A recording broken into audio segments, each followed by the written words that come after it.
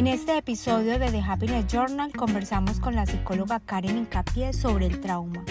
Exploramos cómo se instaura el trauma en el cerebro, por qué las experiencias como el abuso sexual, la violencia intrafamiliar, los accidentes y otros eventos difíciles pueden seguir afectándonos muchos años después y sobre todo, cómo es posible iniciar un proceso de sanación. Acompáñanos en esta conversación profunda, humana y transformadora en The Happiness Journal. Hola, bienvenidos a The Happiness Journal, este espacio que hemos creado para explorar la felicidad desde diferentes experiencias de vida, desde diferentes áreas de conocimiento. Hoy con un tema súper especial que yo sé que a muchas personas les va a interesar porque todos en algún momento yo creo que hemos atravesado por ahí y se trata de el trauma.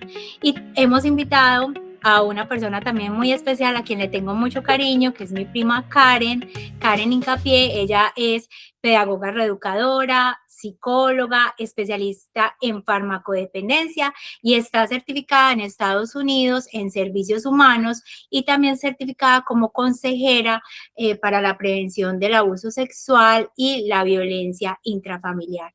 Karen, bienvenida a The Happiness Journal. Muchas gracias por haber aceptado esta invitación. Muchas gracias, Lina, a usted por invitarme. Hace mucho tiempo con ganas de estar acá, pero bueno, todo tiene su tiempo. Todo tiene su tiempo y su hora, es verdad. Yo sé que estás muy ocupada, que manejas un tema bastante importante en Iowa y justamente me gustaría empezar esa conversación por preguntarte hace cuánto llegaste a Estados Unidos y cómo se dio esa transición de tener una carrera muy exitosa en el área de psicología en Colombia a llegar a un lugar donde prácticamente hay que volverse a hacer camino a nivel profesional. Cuéntanos un poquito de esos desafíos que enfrentaste. Yo llevo aproximadamente 10 años que llegué acá a Estados Unidos. Como mencionas, yo tenía una carrera ya de muchos años en Colombia, psicóloga, con me iba muy bien, un buen cargo, una estabilidad. Ya tenía la especialización, ya estaba manejando proyectos.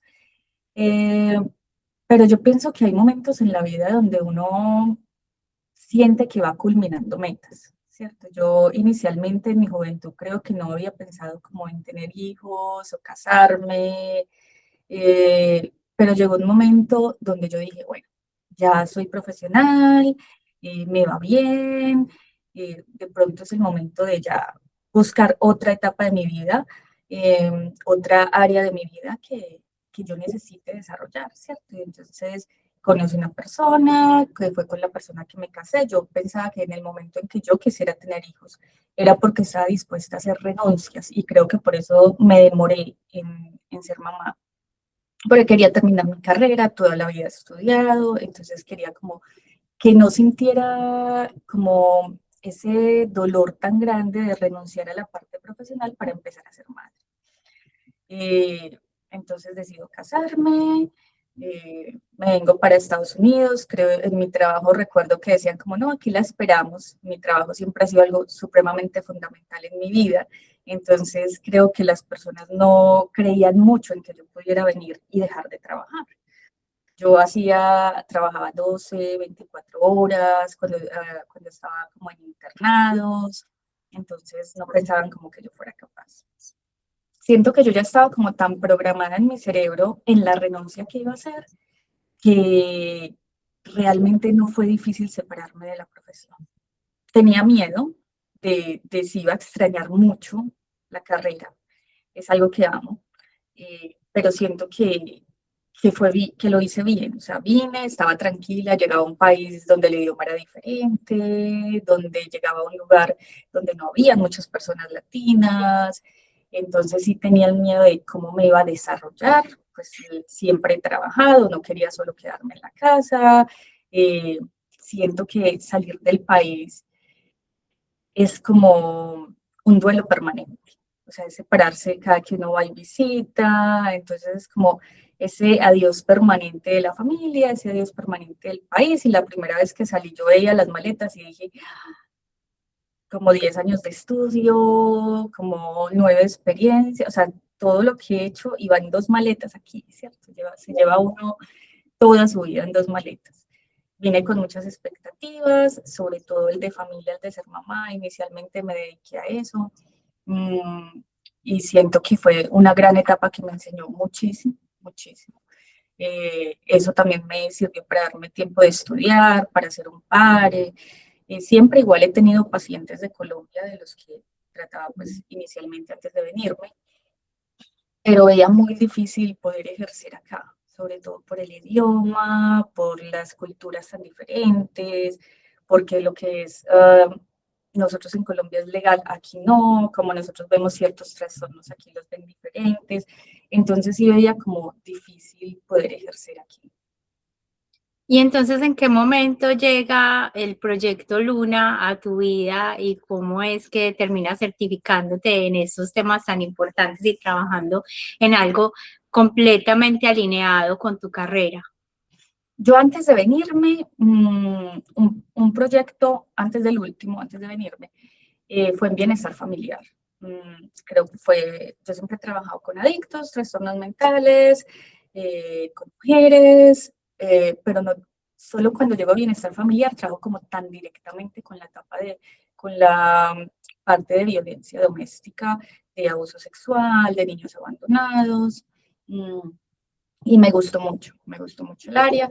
Cuando llegué acá, yo dije, bueno, quiero explorar algo diferente a lo que siempre he trabajado, que es adictos, trastornos mentales, quiero hacer algo diferente. Entonces, empecé a estudiar, por eso empecé a estudiar servicios humanos, y de ahí nos llevaron a conocer diferentes instituciones. Conocí Luna y empecé siendo voluntaria. Estuve como voluntaria 2 años, conocí la organización. Inicialmente estaba como reacia a trabajar en el área porque sentía que el entrar nuevamente en el área me iba a implicar mucho tiempo y tenía 2 niñas, entonces era como un sacrificio que no sabía si estaba dispuesta a hacer. Salió la oferta de trabajo, me ofrecieron, me dijeron que aplicara, y bueno, entonces llevaba 2 años aquí haciendo el voluntariado y dije, bueno, es una oportunidad, es una gran oportunidad que no pensé que iba a tener. Entonces, bueno, la tomé y aquí estoy ya hace más de un año. Contemos un poco del proyecto Luna, que es lo que traduce, me parece súper curioso. Luna traduce Latinas Unidas por un Nuevo Amanecer, porque dice Latinas porque la organización fue creada por mujeres. En este momento nosotros atendemos hombres, mujeres y adolescentes que son víctimas de violencia doméstica, abuso sexual y tráfico humano. La mayoría somos una institución culturalmente específica, quiere decir que la mayoría de nuestros clientes son personas latinas o inmigrantes, aunque atendemos a toda la población de Iowa, pues digamos que la mayoría son nuestros clientes.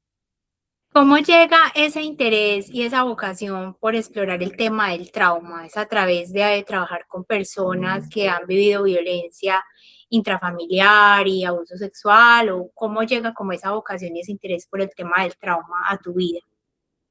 Bueno, son 2 aspectos. Uno es que yo siempre he estado muy interesada por el área del aprendizaje, ¿cierto? Cuando llego a Luna, entonces empiezo a ver que hay un tipo de atención que se llama Trauma Informed Care, que es como la atención de las personas con trauma.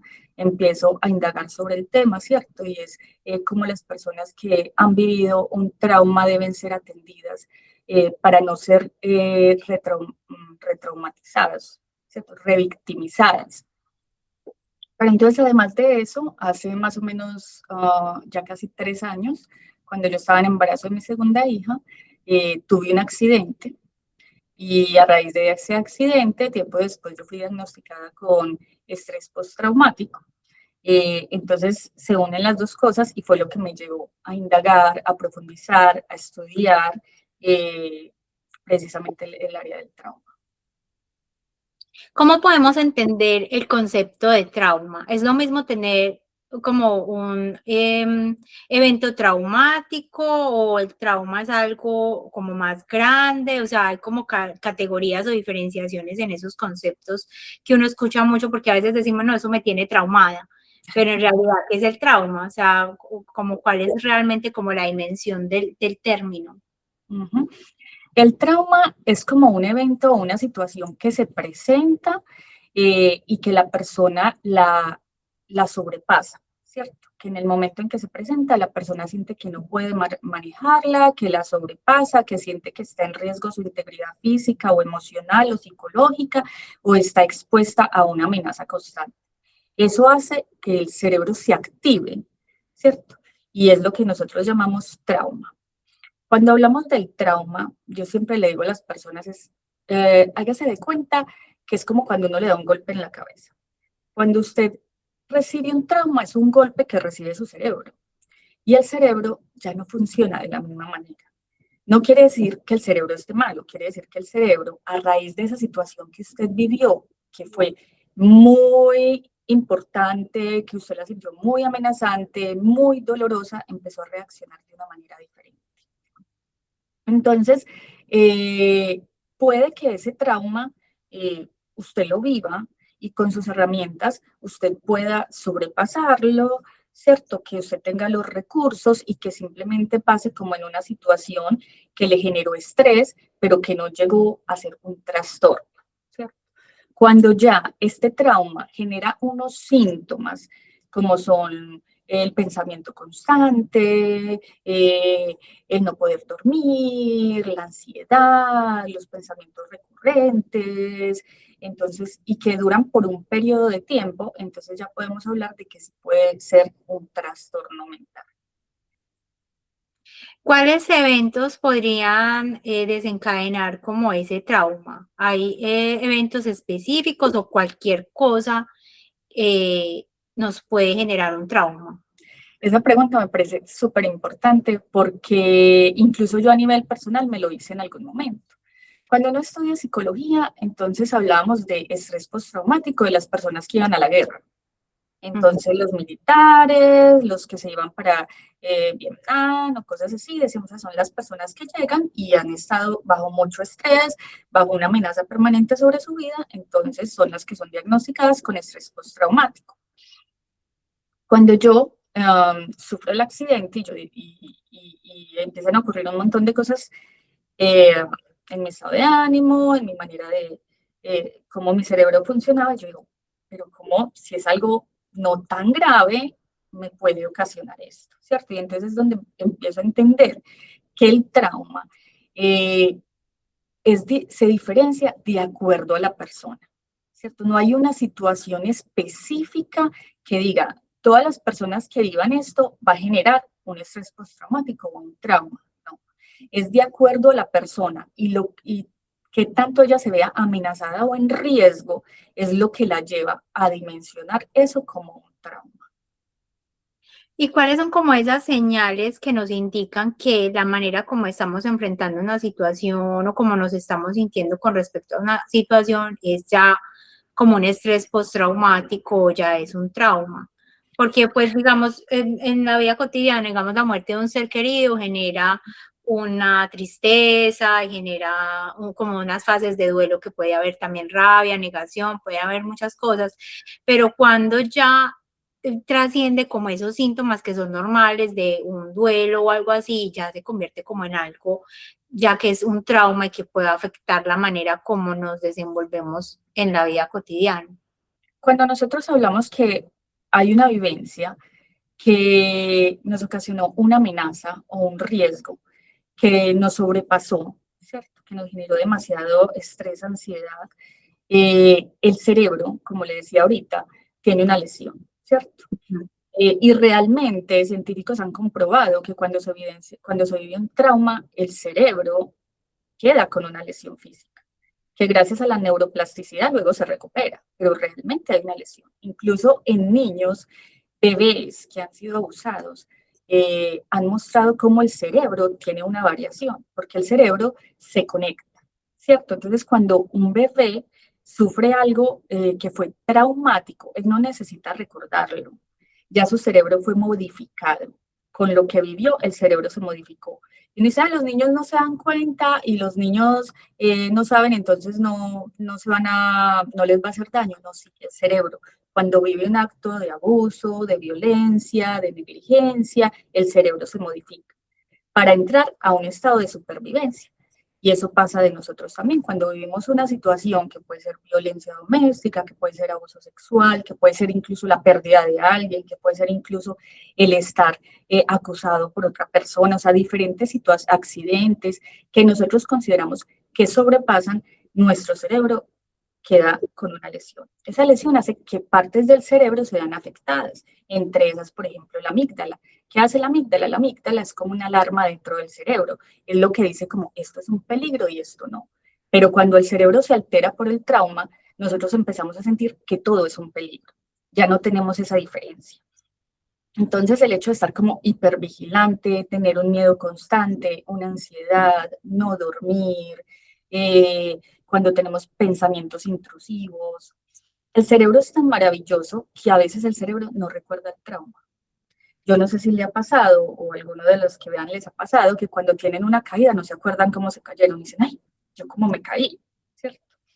Hay personas que tienen el accidente y uno no recuerda cómo fue el accidente porque el cerebro bloquea el pensamiento para que no le genere, para que no le siga generando el miedo.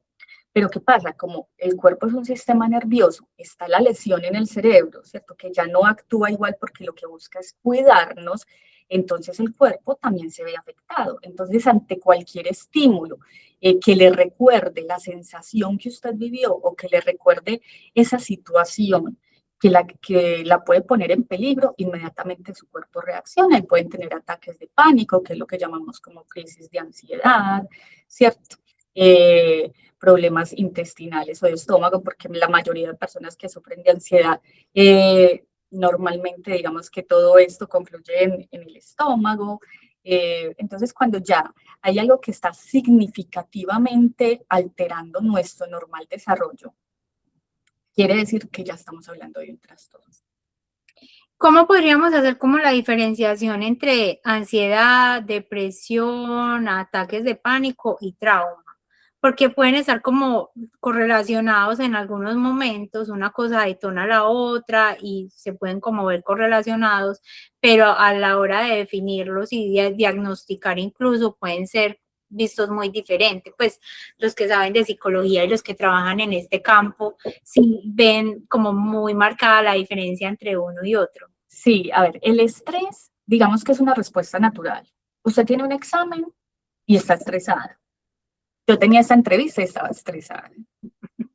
Si usted tiene esta entrevista a las 11 y tiene que salir a las 12, está estresada porque tiene que salir a las 12, ¿cierto? Es una respuesta natural. El estrés es una respuesta natural a una situación que está presentada y a la cual debemos dar respuesta, ¿cierto? La ansiedad, que hay un libro que se llama La normalidad de la anormalidad. La ansiedad es un trastorno que en este momento podríamos decir que casi el 90% de las personas tienen algún rasgo, síntoma o el trastorno, ¿cierto? Y es una palabra que creo que utilizamos todo el tiempo. La ansiedad es un trastorno que ya hablamos de que nos estamos anticipando a algo, o sea, estamos preocupados por algo que no ha pasado. Entonces, ay no, tengo el examen el 5 de julio y entonces no me va a ir mal, ¿cómo me va a ir? O sea, no estoy haciendo nada para el examen si lo que estoy haciendo es sobrepensando cómo me va a ir o qué va a pasar en un futuro. Muchas veces vemos amenazas que ni siquiera son existentes, ¿cierto? Como, ay, no, si yo, ay, no, es que fijo, si yo hago esto, el resultado va a ser malo, pero ¿por qué piensas que el resultado es malo? ¿Cierto? Nos anticipamos en cosas que posiblemente no existan. Eso es una ansiedad. El trastorno de estrés postraumático es un trastorno de ansiedad, ¿cierto? O sea, tienen síntomas como de ansiedad, pero este trastorno sí tiene un comienzo, y el comienzo es la vivencia del trauma, ¿cierto? La ansiedad no necesariamente tiene un comienzo. Esa es la diferencia entre eso. La depresión, digamos, es un trastorno emocional diferente que se puede vivir, o sea, vuelvo a, y no quiero sonar como muy médico los términos, pero cuando el cerebro sufre la lesión, nosotros dejamos de producir en las mismas cantidades unas sustancias que son la serotonina y la dopamina, que son las encargadas del placer, de dormir, de regular las emociones. Entonces, cuando usted deja de soltar esas sustancias, digámoslo así, entonces usted empieza a sentirse deprimida, triste, y los psicólogos no lo diagnosticamos como un trastorno de depresión porque sabemos que esos síntomas, aunque sí esté deprimida, están relacionados con el trastorno de estrés postraumático. Entonces depende de cómo usted va viviendo cada síntoma, de dónde es la raíz y el tiempo que lo vaya viviendo, es como nosotros vamos separando los trastornos como tal. Pero el estrés, digamos que es algo normal, es algo que nos ayuda a, digamos, a tener resultados, porque cuando usted está estresada, usted se esmera por hacer más las cosas, por estudiar, entonces, digamos, es algo natural. ¿Qué relación puede haber entre el trauma y, digamos, las adicciones? Porque puede ser que muchas personas no son conscientes de que lo que están viviendo es un estrés postraumático o que hay un trauma y básicamente buscan como la manera como de buscar como salida cosas que le alivien ese malestar y terminan optando por consumo de sustancias. Dice la respuesta. ¿Dónde le firmo? Es eso, es eso. Y yo trabajé muchísimos años con adictos y yo creo firmemente que el problema no son las drogas. Las drogas y el alcohol, cuando hablo de drogas, también meto ahí el alcohol y todas las sustancias legales o ilegales. El problema no es la droga porque siempre ha existido y muchos no tenemos problemas con las drogas. Podemos tomarnos un trago, no más, o no tomar, no consumimos ninguna sustancia, algunos prueban, no se vuelven adictos. Entonces, digamos que la droga es la fiebre, ¿cierto? Es como lo que dice que alguien está enfermo, pero hay algo más. Entonces, cuando uno va a indagar qué pasa con el adicto, entonces hay cosas de fondo. Sí, el consumir drogas se convierte en una enfermedad, pero normalmente lo que busca la persona es lo que usted decía, ¿cierto? Tienen un malestar, una sensación, no encuentran respuestas, no saben cómo manejarlo, entonces a través de las drogas, del alcohol, incluso de medicinas que no han sido recetadas, buscan aliviar todos esos sentimientos de malestar. Y no solamente las drogas, o sea, comprar las personas, y yo creo que las mujeres en algún momento lo hemos vivido, estoy triste, me voy de compras, porque realmente todos estos comportamientos o estas drogas lo que hacen es que nuestro cuerpo libere serotonina y dopamina, que son las sustancias del placer, entonces nos hace sentir mejor, entonces es como que usted va y compra y siente como un alivio, o consume alcohol o una droga y siente como que me siento descansada, o los que van y juegan, ganan, pierden, entonces la adrenalina les hace olvidar los problemas. Pero esto se va convirtiendo, digamos, en otro problema anexo. Pero que lo importante va a ser no solamente atacar la adicción, ¿cierto? Sino indagar realmente qué es lo que pasa con el adicto, trabajar cuál fue el trauma, que puede ser incluso desde la niñez. A veces muchos no lo recuerdan o no les han dado la importancia y cuando entran al tratamiento se dan cuenta realmente cómo les ha afectado ciertas cosas de su vida. Y elaborar eso es lo que les ayuda precisamente a mantenerse sin consumo. Yo siempre decía como, dejar de consumir no es el problema, mantenerse sin consumo es lo difícil, ¿cierto? Y para mantenerse sin consumo debe haber un proceso personal precisamente que les ayude a resolver todos esos traumas de la vida. Digamos que cuando lo mencionabas anteriormente, es que hay personas que no recuerdan el evento traumático en sí, pero están viviendo todos esos síntomas y todas esas cosas que le están indicando que tiene un trauma, que está lidiando con un estrés postraumático.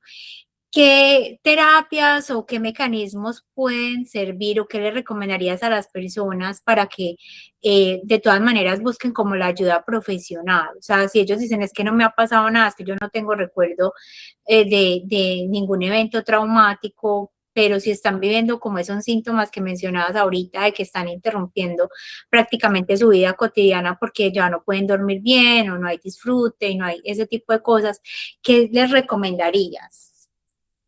O es importante también como llegar en algún, o sea, llegar al punto de de poder recordar el evento traumático, o no necesariamente. Eh, yo les quiero poner un ejemplo antes de hablarle un poco de cómo pasa con el trauma, cuando uno no lo recuerda. Yo tuve un accidente, del cual yo tengo un recuerdo del accidente, de cómo pasó el accidente. Del accidente hay un video. Cuando yo veo el video no es ni parecido al recuerdo que yo tengo del accidente. Y mi cerebro no fijó el recuerdo del video. Yo lo vi una vez y no lo recuerdo. Yo sigo en mi mente con la imagen que yo tengo del accidente. Y es la única que tengo, ¿cierto? El cerebro me está protegiendo de algo que considera puede ser doloroso y fijó un recuerdo que él considera es más fácil de entender. Yo puedo resolverlo sin tener que cambiar el recuerdo, porque mi cerebro me está protegiendo de algo que considera puede ser más doloroso, ¿cierto? Con los niños, cuando los niños están pequeños, nosotros aprendemos a través del cuerpo, ¿cierto? Entonces, cuando un niño es abusado, hay una negligencia, fue golpeado, estando muy pequeño, inmediatamente eso causa una reacción en el cerebro, es decir, tengo que sobrevivir. El niño no va a recordar, pero a medida que va creciendo puede ir desarrollando comportamientos como de hiperactividad, de agresividad, ay, no, es que es muy necio, porque es tan necio, ¿cierto? Eh, en los niños y en los adolescentes la depresión se ve más con agresividad que con tristeza, en la mayoría de los casos. Entonces, cuando una mamá empieza a ver como estos cambios importantes, ¿cierto? Es como, bueno, ¿qué está pasando? Y que no esté relacionada con la etapa de crecimiento, es algo puede estar pasando, ¿cierto?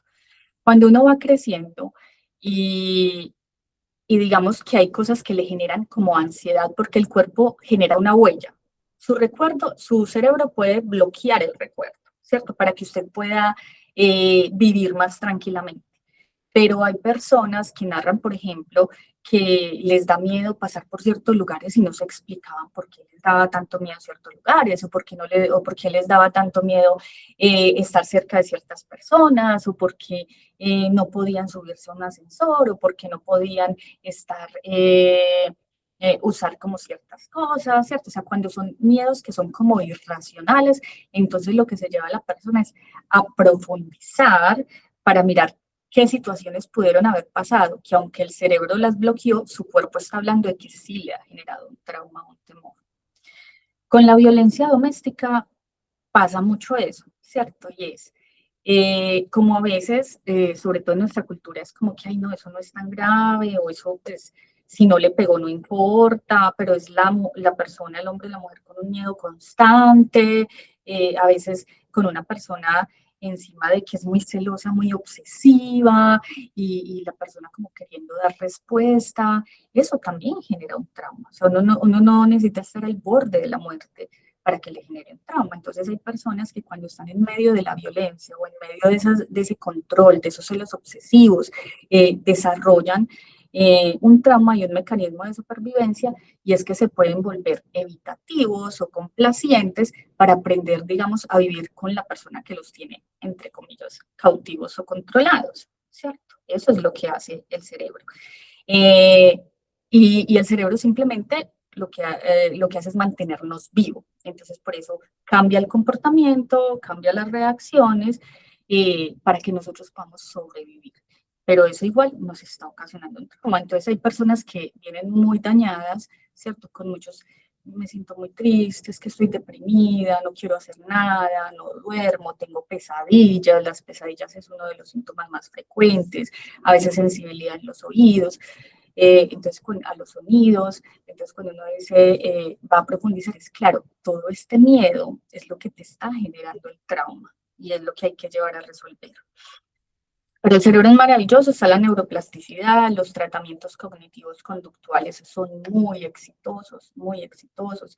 Ahora hay una técnica eh, que es MDR, que es como lo que intentan es traer el recuerdo, ¿cierto? El recuerdo que usted tiene, verdad, mentira, se ese recuerdo que es doloroso, a través, digamos, mm, guiado por un terapeuta, ¿cierto? Entonces, traerlo a su memoria y ayudarlo a resignificar para que deje de ser doloroso.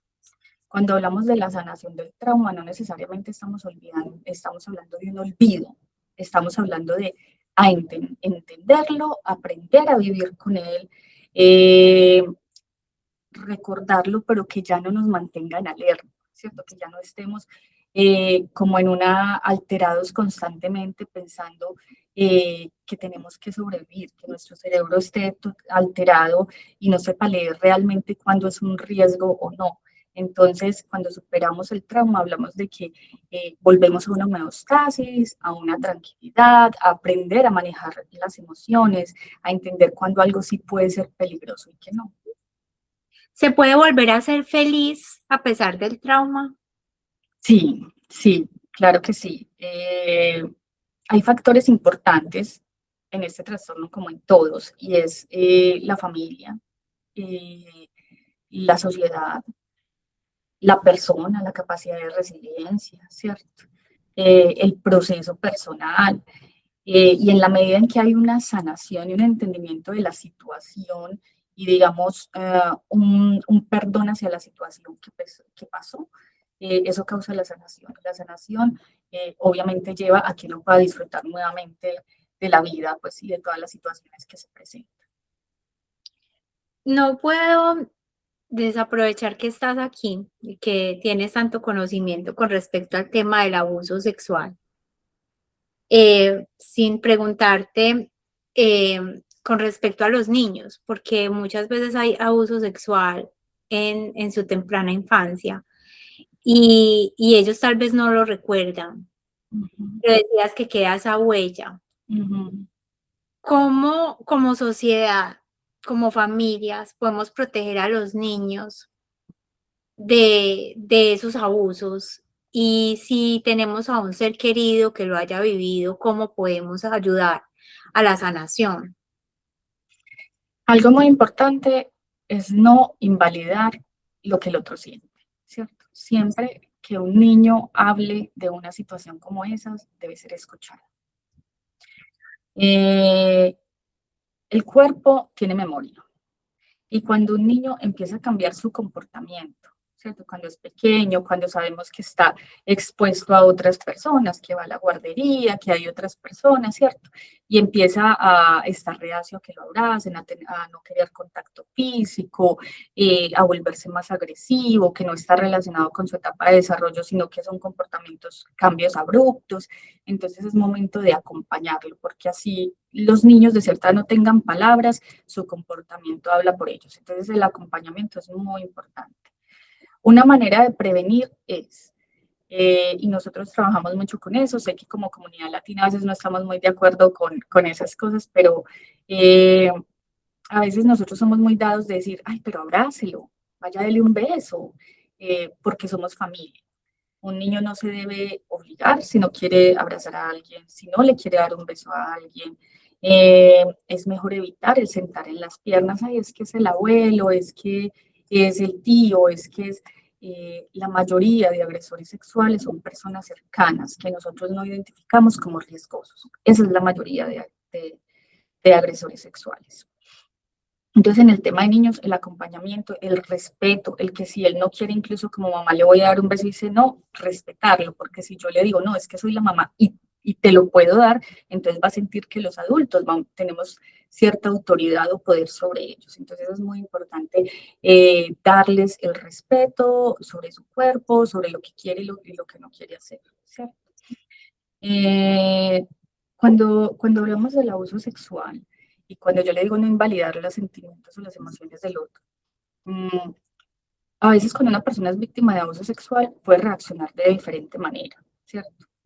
Y eso le genera mucha culpabilidad, porque hay personas que, la mayoría de personas no reaccionan. y es lo que llaman como la reacción de congelamiento. La mayoría de personas que son abusadas sexualmente se quedan quietas y muchas personas juzgan ese comportamiento. ¿Por qué no reaccionó? ¿Por qué no gritó? ¿Por qué no corrió? No, la manera en que su cerebro reaccionó para mantenerla con vida fue quedarse quieta. No supo cómo reaccionar. Y eso es una respuesta. Esa es una respuesta. Hay personas cuando son abusadas dentro de la familia que no se sienten con la seguridad de hablar y que lo que hacen es callar y volverse como, digamos, más complacientes, ¿cierto? Pero no porque estén de acuerdo, sino porque recordemos, el cerebro siempre va a intentar mantenernos vivos. Entonces lo que siente, estoy en peligro, no puedo hacer nada que me vuelva más en peligro. Entonces, primero va a ser muy importante validar las emociones que sientan, no cuestionar cuál fue la respuesta a la situación, no cuestionar, sino por qué no lo dijo antes, no, lo dijo en el momento en que la persona se sentía preparada para hablar de eso. Ese es el mejor acompañamiento, ¿cierto? Validar las emociones, no cuestionar, las personas tienden a culpabilizarse, es ayudarle a entender que no es culpa de ellos. El abuso sexual no está relacionado con la manera como nos vestimos, con la manera como nos comportamos, no lo permitimos, ¿cierto? Entonces, no hacer comentarios que la persona o la víctima pueda relacionar con ese tipo de cosas. Y en cuanto a la violencia doméstica, Karen, porque se han visto como unos incrementos en violencia, como que los indicadores nos muestran de que hay cada vez más casos o tal vez cada vez más personas que se sienten en la confianza de reportar. Y no es solamente mujeres, uno ve también hombres víctimas de violencia doméstica y que la violencia doméstica no es solamente física, hay violencia de otros tipos. Si nos puedes profundizar un poco en ese tema. Eso es muy importante y yo pienso que eso es lo que hace que menos gente denuncie, ¿cierto? Porque estamos acostumbrados a decir, yo denuncio porque tengo un morado, yo denuncio porque me rompió el labio, yo denuncio porque me rompió la cabeza, o incluso cuando me rompió el labio no es tan grave, ¿cierto? Pensamos que violencia doméstica para ser denunciada es porque es muy grave, ¿cierto? Pero es que hay varios tipos de violencia. Está la violencia emocional, ¿cierto? Que es el chantaje permanente de me voy o me suicido o usted no me quiere y si no me quiere hago esto, ¿cierto? El control sobre el otro, para dónde va, cómo, cuándo, dónde, rastreándolo por GPS. Una cosa es que uno tenga la ubicación de la pareja por seguridad, otra cosa es que tenga la ubicación para saber qué hace y cómo se mueve y con quién está y cuánto tiempo se queda, ¿cierto? Porque cuando hay un control, le estoy quitando la libertad al otro y eso ya es un tipo de violencia. Cuando quiero manejarle el dinero, no, es que usted recibe esto y yo le manejo el dinero y lo digo en qué lo gasto y tomo las decisiones por el otro y no tiene derecho a elegir. Eso es un tipo de violencia, ¿cierto? Cuando lo hago sentir menos, cuando lo hago sentir culpable, eso también es un tipo de violencia. Entonces, son tipos de violencia que nosotros pensamos que no son graves porque no vemos el golpe, pero a veces son más graves porque es más difícil salir de ahí. Porque incluso pasa algo que nosotros utilizamos un término que es como gaslight, que es que la persona tiene el comportamiento, pero hace sentir que el otro es el culpable. Entonces la persona empieza a sentirse confundido y a cuestionarse, bueno, realmente esto sí es violencia, realmente sí me tengo que salir o no, porque entonces empieza un ciclo de violencia donde aparece el acto de agresión, que puede ser emocional, que puede ser de control, una escena de celos, le rompió la ropa, no lo dejó salir, le escondió las llaves, le guardó la billetera, ¿cierto? Y después llora y lo hago porque te quiero mucho, porque tú eres el amor de mi vida, y entonces eso vuelve a la persona en una inestabilidad de, bueno, no sé qué hacer y no sé cómo salir de acá porque no considero que sea tan grave. Entonces, algo muy importante y es, cada persona tiene su tiempo. No podemos llevarlos a decirles, bueno, ya déjelo, eso es violencia, ¿cierto? Porque no podemos tomar la decisión por el otro. Sí podemos acompañar ese proceso donde la persona empiece a crear un plan de seguridad. Bueno, ¿cómo me estoy sintiendo acá? Si necesito irme, cuáles son mis herramientas para irme, cuál es mi grupo de apoyo, quién puede ser mi red de apoyo, para dónde me puedo ir, cuáles son mis recursos, pero tener todo el tiempo para hacer un plan y para identificar realmente cuáles son esas cosas que considera que le están haciendo daño, ¿cierto? Porque cuando uno presiona a alguien para que tome una decisión, a veces nosotros nos llegan clientes acá que uno dice, está en riesgo su vida, pero la persona no lo ve así. Entonces uno lo que lleva es que identifique cuáles son los tipos de violencia de las cuales está siendo víctima y cómo esto va a afectar su vida a largo plazo para que pueda tomar una decisión, pero enseñarle a crearle, nosotros llamamos como un plan de seguridad, cuáles son los recursos, cuáles son sus opciones para que pueda tomar la decisión de salirse de la relación. ¿Tú qué le dirías, Karen, a las personas que han sufrido abusos, que han sufrido violencia doméstica, que han sufrido trauma, para que sigan buscando como la felicidad y de que de verdad busquen la ayuda profesional que se requiere para poder seguir adelante y poder volver a reconectar como con la vida y con el amor, con el disfrute, con la felicidad? ¿Qué le dirías a esas personas que en ese momento necesitan como esa voz de aliento? Yo algo que siempre les digo acá es, todo pasa, todo pasa. Y hay momentos donde sentimos que las cosas son supremamente grandes, que no somos capaces con ellas, que no vamos a salir de ahí, ¿cierto? Pero el recordar que eso va a ser momentáneo y que va a llegar otro momento donde yo me voy a sentir de una manera diferente, eso da una esperanza, ¿cierto? Lo otro, hay que buscar ayuda. O sea, hay que buscar ayuda. Hay que buscar personas que nos apoyen, familia, amigos, hay que buscar ayuda profesional. Para los trastornos de estrés postraumático hay medicinas que funcionan muy bien, para la depresión, o sea, a veces la ansiedad, el estrés postraumático, la depresión, nos lleva a tener pensamientos como de no soy capaz, no puedo más, la vida es muy difícil, o sea, como de desesperanza. Entonces, hay medicinas que nos ayudan momentáneamente a que nuestro cerebro va a hacer un clic y funcionar de manera diferente mientras yo me estabilizo, hago terapia, busco mis recursos, me vinculo a grupos sociales, la meditación, el yoga, el deporte, todo eso son recursos que nos pueden ayudar a salir de esa situación. Y lo más importante, hablar. No importa cuándo pasó, no importa de quién es víctima, no importa cuántos años han pasado, siempre va a ser un buen momento para hablar. Nunca uno puede sanar en silencio. La única manera de sanar es hablar. Karen, muchísimas gracias por haber dedicado este tiempo para hablar de este tema tan importante. Muchas gracias por ayudar a tantas personas que en este momento están sufriendo y que están justamente buscando esa ayuda y ese escape y ese poder seguir adelante. Gracias por haber compartido esta experiencia, tu experiencia personal y también tu experiencia profesional para las personas que nos ven en The Happiness Journal, que yo sé que les va a servir muchísimo y espero pues que sigan llegando muchas cosas buenas en tu vida y en tu carrera profesional. Bueno, muchísimas gracias por la invitación, espero que esta información les haya servido de mucho y sobre todo que nos pueda llevar a una conciencia de lo importante que es hablar, lo importante que es escuchar, lo importante que es compartir nuestros sentimientos y poder hacer cambios en nuestra vida. Me encanta esto de la felicidad, porque yo siento que a veces pensamos que es algo que no alcanzamos, pero es algo que vivimos a diario, pero a veces no lo aprovechamos o no lo disfrutamos. Entonces, muchas gracias por eso. Gracias a ti, un abrazo.